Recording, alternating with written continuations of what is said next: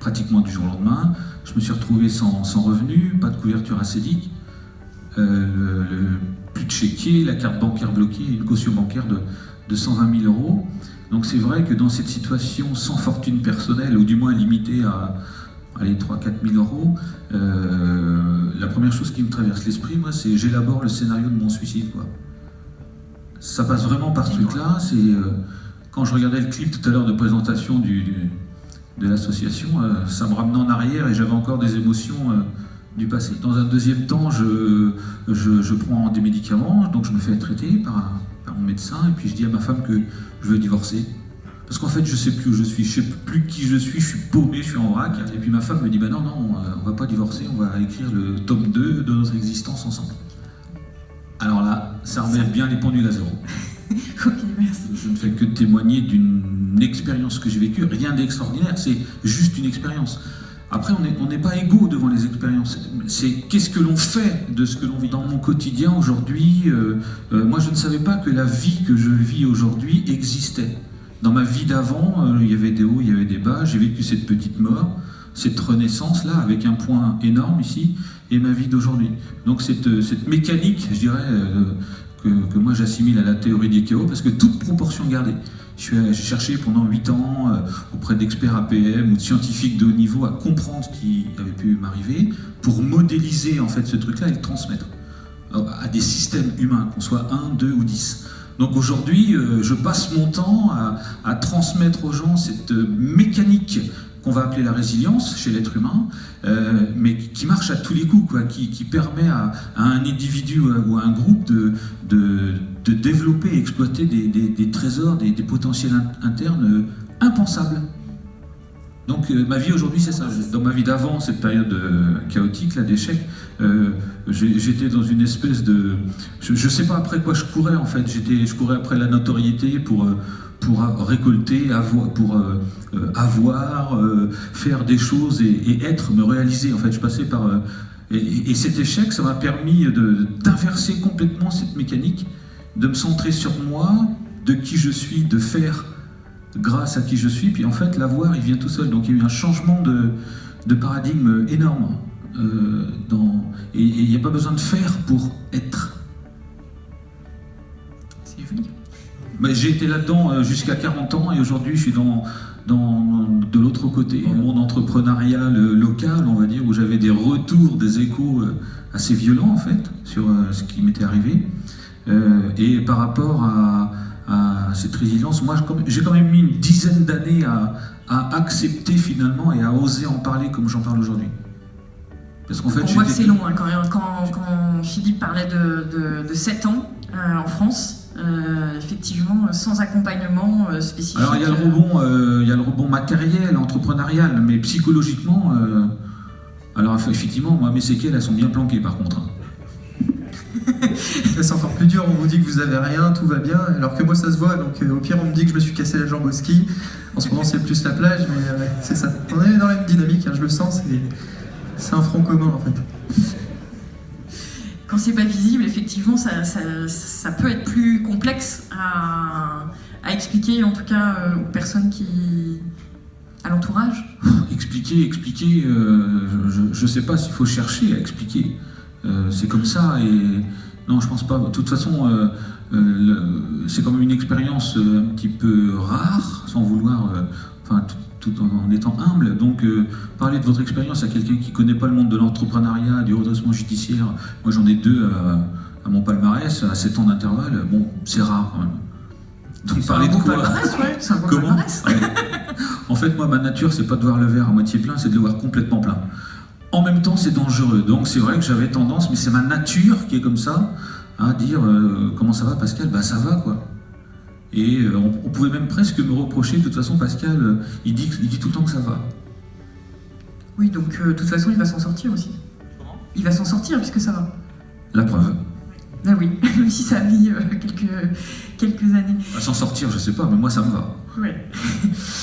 Et ça serait quoi, du coup, les messages que vous avez envie de faire passer à ces personnes qui sont venues là, vous écouter ce soir par rapport à votre expérience, qui est, comme vous disiez Pascal, une expérience de vie. Ça serait quoi le message, ou les messages que vous avez envie de faire passer, vous? Moi, je dirais, vivez votre vie, faites ce que vous avez envie de faire. Donc allez-y, foncez. Si vous avez des envies, peu importe ces envies, faites ce que vous ressentez au fond de vous-même. Avancez, n'ayez pas peur de l'éventualité de l'échec, parce que c'est pas une fin en soi. Vous voulez, hein? Moi, je vais faire un parallèle encore avec le côté médical. Alors, je pense que si vous êtes là, vous êtes tous conscients que vous pouvez rebondir un minimum, vu que vous êtes dans une bonne association. À l'image du handicap, maintenant, on est dans le préventif. Moi, ce que je dirais, par rapport à ce que j'ai cru comprendre, c'est parlez-en autour de vous que l'échec n'emmène pas que des choses négatives. Et c'est vraiment la même chose que dans le médical. Ils font tous du curatif. Et nous, avec notre petite start-up, on fait du préventif maintenant. Et ça va changer, je pense, les choses à terme. Donc c'est d'en parler aussi, pour libérer la parole sur les vertus de l'échec. Okay. Alors, effectivement, moi je ne parle pas des vertus de l'échec, je parle de l'éloge du chaos. Mais bon, ça m'appartient ce truc-là. L'éloge du chaos qui, en fait, ce qu'il faut bien prendre conscience, c'est que l'être humain ou le système humain, qu'on soit 1, 2, 3, 4, un groupe, une équipe, une organisation, l'être humain est pétri de ressources oubliées, de talents que je dis invisibles ou potentiels impensables. Et ça, en se faisant bien accompagner, tous pouvaient développer et exploiter cette puissance interne. Tout le monde y a le droit, tout le monde peut le faire. Maintenant, il faut se faire accompagner. Tout seul, c'est difficile, à moins de passer par des moments de chaos ou d'échecs forts, mais on est tous équipés de ce truc-là. Et en fait, on passe notre temps dans un état hypnotique général, un somnambulisme permanent, à travers les médias, les politiques, enfin même si c'est en train d'un petit peu de changer là. Et justement, le changement, l'accompagnement du changement pour, je sais pas moi, la sublimation de l'être humain, ça passe par justement prendre conscience de ces choses-là, et tout le monde peut le faire. Ça marche à tous les coups. Vous m'aviez dit, pour vous, c'est comme un passage, une transition vous avez vécu ça, de mutation. C'est plus fort qu'une crise.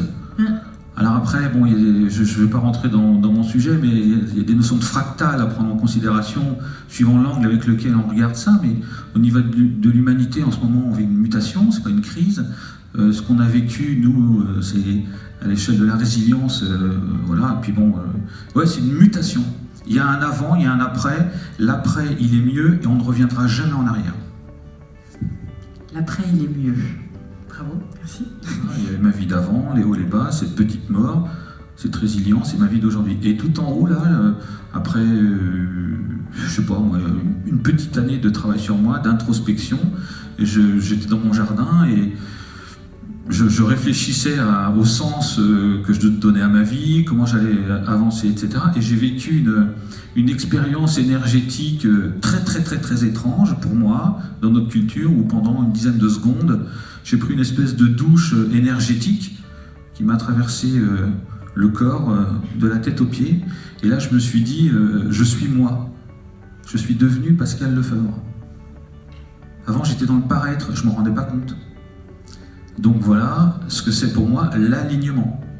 Et depuis ce jour-là, en fait, j'essaye de progresser, de continuer, mais surtout de transmettre ce truc-là. C'est ce que j'ai dit tout à l'heure. J'ai essayé de modéliser ce qui s'était passé. Et pour moi, ça appartient aux théories du chaos, etc.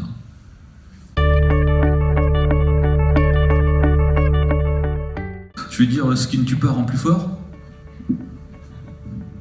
Et le handicap n'est pas une finalité en soi. Ah bah oui, ça j'espère bien. Mais du coup, c'est quoi la vertu derrière? On peut toujours rebondir. On peut toujours rebondir. Ouais, vous m'aviez grandir et apprentissage, donc c'était effectivement... Pascal, vous m'aviez parlé d'une phase de renaissance vers plus d'alignement. Donc c'était très troublant chez vous trois d'ailleurs, cette idée d'alignement. Et vous, je vous repose la même question du coup. Oh là là, alors on a 4 heures ou 6 heures? Enfin, je triche un peu parce que vous l'avez dit. Ouais. Alors, je peux dire plein de choses sans vouloir faire un mauvais jeu de mots. C'est pas en tirant sur les cheveux qu'il pousse plus vite. Donc il faut vraiment prendre en considération cette notion de temps dans l'accompagnement du changement chez un adulte.